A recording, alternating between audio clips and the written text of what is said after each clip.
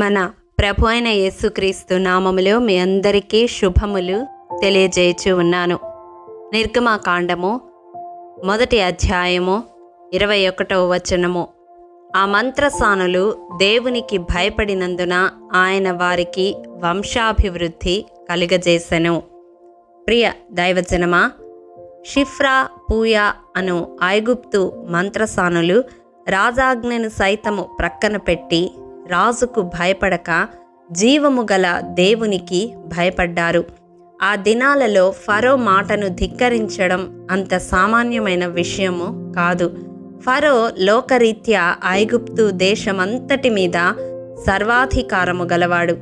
అందుకే యోసేపు ఐగుప్తు ప్రధానిగా ఉన్న సమయంలో అతని సహోదరుడైన యూదా యోసేపును గుర్తుపట్టని స్థితిలో యోసేపు వెండి గిన్నె బెన్యామీను వద్ద దొరికినప్పుడు అతన్ని కాపాడుటకై యోసేపును బ్రతిమిలాడుతూ తమరు ఫరో అంతటి వారు కదా అంటాడు. అంటే ఏమైనా చేయగల అధికారము మీకు ఉంది అని ఫరోతో యోసేపును పోలుస్తాడు. ఐగుప్తు దేశపు రాజుగా సర్వాధికారము కలిగిన ఫరోకు ఐగుప్తు మంత్రసానుల ప్రాణములను సహితము తీయగలిగిన ఫరోకు షిఫ్రా పూయాలు భయపడలేదు, కానీ జీవము గల దేవునికి భయపడ్డారు.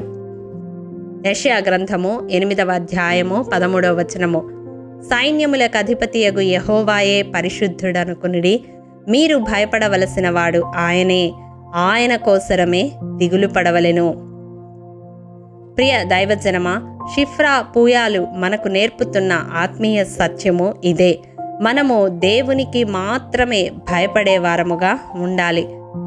ఫరో ఆజ్ఞ ధిక్కరిస్తే ప్రాణాపాయము వస్తుందని, శ్రమల పాలు చేస్తాడని ఎరిగి కూడా ఆ శ్రమలకు భయపడలేదు. కానీ శ్రమల నుండి విడిపించగల, మరణము నుండి విడిపించగల దేవునికి ఆ మంత్రసానులు భయపడినారు.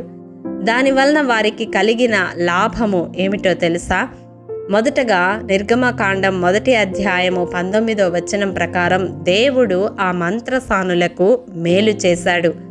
అవును ప్రియ దైవజనమా, మన జీవితాలలో మనకు నిత్యము మేలు కలగాలి అంటే మనము దేవునికి భయపడే వారముగా ఉండాలి. ద్వితీయోపదేశకాండము 6వ అధ్యాయము 24వ వచనము. మనకు నిత్యము మేలు కలుగుటకై యెహోవా నేటివలే మనలను బ్రతికించినట్లు మన దేవుడైన యెహోవాకు భయపడి ఈ కట్టడలన్నిటినీ గైకొనవలనని మనకు ఆజ్ఞాపించెను. అవును, మనకు నిత్యము మేలు కలగాలి అంటే దేవునికి భయపడాలి, దేవుని ఆజ్ఞానుసారము జీవించాలి. రెండవదిగా మంత్రసానులు దేవునికి భయపడినందున దేవుడు వారికి వంశాభివృద్ధి కలుగజేసినట్లుగా నిర్గమకాండం 1వ అధ్యాయము 21వ వచనములో చూస్తాము. వంశాభివృద్ధి కలగడము అంటే దేవుని ఆశీర్వాదమును పొందడమే. 107వ కీర్తన 38వ వచనములో ఆయన వారిని ఆశీర్వదింపగా వారు అధికముగా సంతానాభివృద్ధి పొందిరి అని వ్రాయబడి ఉంది. దేవునికి భయపడినందున ఆ మంత్రసానులు దేవుని ఆశీర్వాదమునకు పాత్రులైనారు. ఈ వాక్యము వింటున్న ప్రియ సహోదరుడా, సహోదరి, నా జీవితంలో కూడా దేవుని ఆశీర్వాదమునకు పాత్రులు కావాలని ఎంతో వాంఛ కలిగి ఉంటాము. కానీ ఆ ఆశీర్వాదం మనం పొందుకొనాలి అంటే మన జీవితాలలో మనము దేవునికి భయపడే వారముగా ఉండాలి. కాబట్టి ఈ దినం ఈ వాక్యము ద్వారా దేవుడు మన హృదయాలను సంధిస్తూ ఉండగా మన బ్రతుకు కాలమెల్లా దేవుని పట్ల భయము కలిగి జీవిస్తూ మన జీవితాలలో నిత్యము మేలు పొందుకుందాము. అలాగే దేవుని ఆశీర్వాదమునకు పాత్రులవుదాము. అట్టి కృప దేవాది దేవుడు మనందరికీ దయచేయునుగాక. ఆమేన్. మా స్తుతికి రక్షణకు కారణభూతుడవైన మా ప్రియ పరలోకపు తండ్రి, నీ పరిశుద్ధ పాదములకు వందనములు. దేవా, విత్తబడిన వాక్యమును ప్రతి హృదయములో నూరంతలుగా ఫలింపచేయండి.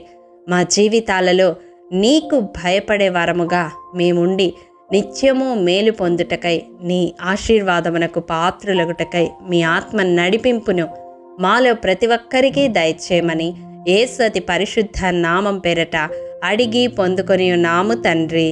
ఆమెన్. ప్రియ దైవజనమా, అనుదినము షారోన్ మన్నా ద్వారా అడగబడుచున్న నెంబర్ ఇన్ బైబిల్ క్విజ్ ప్రశ్నలకు సమాధానములు ప్రతి నెల మొదటి వారము కామెంట్ బాక్స్లో పోస్ట్ చేయబడతాయి. కాబట్టి గమనించి మీకు తెలియని ప్రశ్నలకు సమాధానములు తెలుసుకొనగలరని ప్రభు పేరట మనవి చేయుచూ ఉన్నాము. ఈ దినం నెంబర్ ఇన్ బైబిల్ క్విజ్ ప్రశ్న: యోసేపు మరియల కాలంలో సర్వలోకమునకు ప్రజాసంఖ్య వ్రాయవలనని ఎవరి వలన ఆజ్ఞ ఆయను? మీ సమాధానం మాకు తెలియజేస్తారు కదూ. ప్రియ దైవజనమా, ఈ దినము జన్మదినము, వివాహ దినము జరుపుకుంటున్న వారికి షారోన్ గ్రూప్ తరపున హృదయపూర్వక శుభాకాంక్షలు తెలియజేయుచూ ఉన్నాము. దేవుడు శ్రేయస్కరమైన ఆశీర్వాదములతో ఈ సంవత్సరాది నుండి సంవత్సరాంతము వరకు మిమ్ములను నింపాలని ప్రార్థిస్తూ ఉన్నాము. ఆమేన్.